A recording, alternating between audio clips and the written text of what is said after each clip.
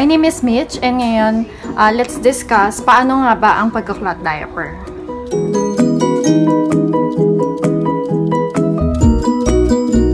Just a disclaimer, ang mga isi-share ko ay base sa aking mga personal experience.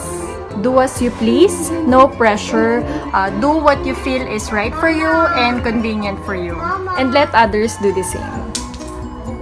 So first advice, huwag na natin gawing komplikado.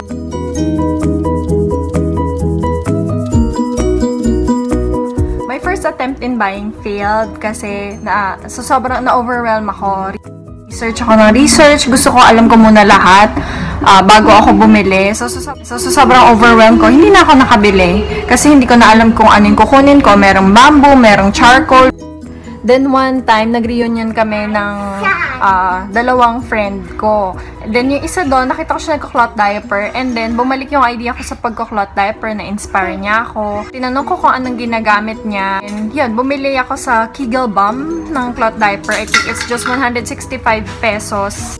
So, ang advice ko, forget all you've researched. Yung naging mindsetting ko lang that time, kailangan ko ng reusable diaper or kailangan ko ng lampin, pero mas better. Bili muna ako ng 9 pieces and then, yeah, doon na nagsimula. Actually, 1-year-old na si Mia nung nag-start na ulit ako mag-clot diaper.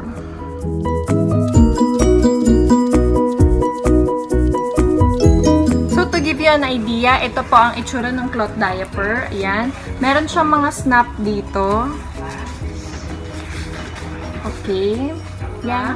And then, ito naman yung kanyang microfiber insert.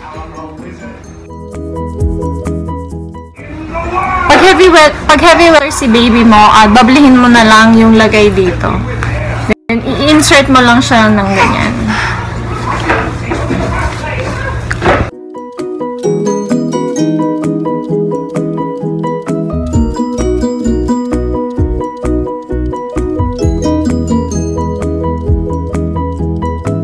Pagsuot ng cloth diaper, makikita nyo ito yung snap niya. Ang magka-partner dyan is this one and this one. So, silang dalawa. At ito naman, ipi-place mo siya 2 snaps after nung una mong kinabitan. So, ito ang magka-partner. Ayan at yan.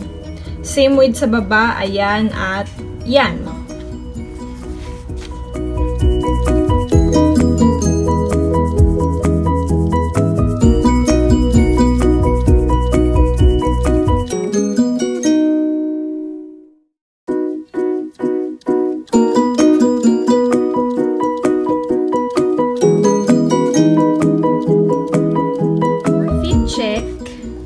Titignan nyo po yung ilalim.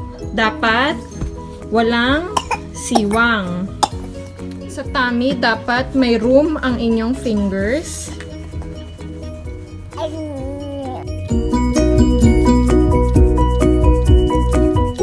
Ang insert na pinili ko is microfiber insert kasi kailangan ko lang ng something na mabilis matuyo. So, hindi sa akin obra yung mga charcoal, yung bamboo kasi sila yung mga high absorbent na inserts. Sa gabi lang ako nakakapagsampay and madilim pa lang kailangan ko na siyang kunin kahit medyo basa-basa pa. Ang sa akin lang mahanginan lang ng konti. So, pag pinili ko pa yung charcoal or kaya yung bamboo, baka hindi na matuyo yung clot diaper ko. Then, also, walang temperature yung tubig na ginagamit. Kung ano lang yung lumalabas sa faucet, yun lang yung ginagamit ko.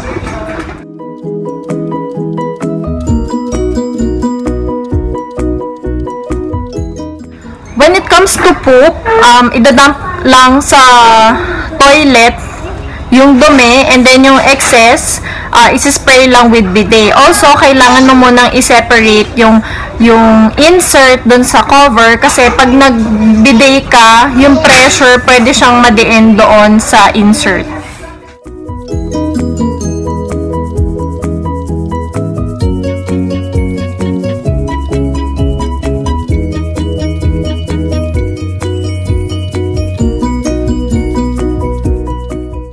Pag hindi ko labade, winawash ko yung mga cloth diaper na nagamit at the end of the day. Gamit lang ang water. When it comes to my laundry time, ang laundry ko is every other day, siguro maximum of 3 days. Pag mas matagal kasi, mas mahirap na tanggalin yung amoy and yung dumi. I suggest pagkapupo, i-pre-wash agad yung cloth diaper. Always separate the cover and the shell. Ang setup ko sa washing machine, una-una, wash and rinse muna yung setup para purely water, wala munang sabon. Ang gamit ko na detergent ever since is Ariel Antibac. Sa amount naman ng Ariel, 2 scoop. Tinry ko minsan ang 3 scoop. I think ang scoop ko is 1.5 cup. Pag 3 scoop, masyado na siyang bubbly. No bleach, no Fabcon. Yan ang rule of thumb sa pagka-cloth diaper kasi nare-reduce niya yung absorbency ng diaper. Nung hindi pa nagka-cloth diaper si Mia, nakakagamit kami ng 6 to 8 disposable diapers per day, and we spend like 1,200 pesos a month para lang sa diaper ni Mia. Kung sabi ko, okay din naman pala maglampin, mag-reusable diapers kasi malaking bagay din yung 1-2. I remember si Yana kasi hanggang 3.5 years old, nagda-diaper pa siya, pero not yung diaper na whole day. Sa paggabi, tsaka pag umaalis. Super laki naman. So, kung monthly, nakakadalawang pack kami ng diaper. Ilan yon sa 3.5 years, 'di ba? Sobrang laki. Compare mo nang mag-invest ka lang ng 10 pieces na cloth diaper. So napakalaking bagay niya na pwede ko pa palang ilaan sa ibang bagay yung natitipid namin doon sa pagda-diaper niya. Pero don't get me wrong, hindi po ako superhero. Nag-disposable diapers pa rin kami sa gabi tsaka sa pag umaalis. When you're traveling and you decided na mag-cloth diaper, pwede naman kayo gumamit ng wet bag. So, ang wet bag, para best siya for pag nagsuswimming, pag may mga basang bagay, doon siya nilalagay para pag kahit ilagay mo siya sa bag mo, hindi mahahawa yung ibang gamit para hindi mabasa. So, malaking bagay din yung wet bag. You can also consider na ibenta yung mga pre-loved cloth diapers nyo when you're done with them. So, sulit talaga siya. At may natulungan ka pa. And you just have to enjoy the process. Yung pagka-cloth diaper, see it as bukal sa loob mo na gawin siya. Hindi yung dinadrag mo lang yung sarili mo. Whatever works for me may not work for you. Iba-iba naman tayo ng sitwasyon. Ang importante, maging masaya tayo sa ginagawa natin.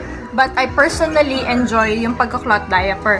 Yung ibang cloth diaper, meron siyang iba't ibang design na sa pag-process pa lang ng pamimili, mag-e-enjoy ka na. Syempre, design yung para sa anak mo. Pero kasi ako, lahat ng kinuha ko plains lang eh. Kasi para sa akin naman, yung personal preference ko, timeless ang plains for me. And actually, somehow, nakaka-relax din siya. Hindi ko ma-explain yung feeling na mas na-enjoy ko yung pagka-cloth diaper kesa sa pagda-disposable diaper.